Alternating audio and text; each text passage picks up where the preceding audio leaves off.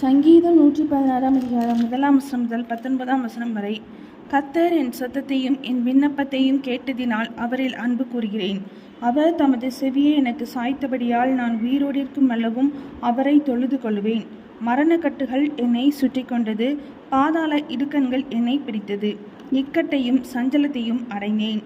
அப்பொழுது நான் கர்த்தருடைய நாமத்தை தொழுது கொண்டு, கர்த்தாவே, என் ஆத்துமாவை விடுவியும் என்று கெஞ்சினேன். கர்த்தர் கிருபையையும் நீதியும் உள்ளவர். நம்முடைய தேவன் மன உருக்கமானவர். கர்த்தர் கபடற்றவர்களை காக்கிறார். நான் மெலிந்து போனேன், அவர் என்னை இரட்சித்தார். என் ஆத்மாவே, கர்த்தர் உனக்கு நன்மை செய்தபடியால் நீ இளைப்பாறுதலுக்கு திரும்பு. என் ஆத்மாவே, மரணத்துக்கும் என் கண்ணை கண்ணீருக்கும் என் காலை இடறுதலுக்கும் தப்புவித்தீர். நான் கர்த்தருக்கு முன்பாக ஜீவன்லோ தேசத்திலே நடப்பேன். விசுவாசித்தேன், ஆகையால் பேசுகிறேன். நான் மிகுதியும் வருத்தப்பட்டேன். எந்த மனுஷனும் பொய்யன் என்று என் மன கலக்கத்திலே சொன்னேன். கர்த்தர் எனக்கு செய்த எல்லா உபகாரங்களுக்காகவும் அவருக்கு எண்ணத்தை செலுத்துவேன்.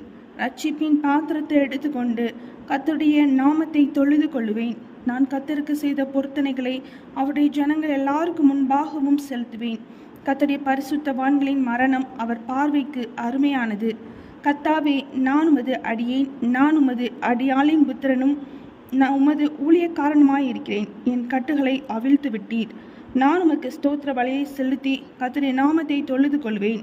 நான் கர்த்தருக்கு செய்த பொருத்தனைகளை அவருடைய ஜனங்கள் எல்லாருக்கும் முன்பாகவும் கர்த்தருடைய ஆலயத்தின் பிரகாரங்களிலும் எருசலேமே உன் நடுவிலும் நிறைவேற்றுவேன். அல்லேலூயா.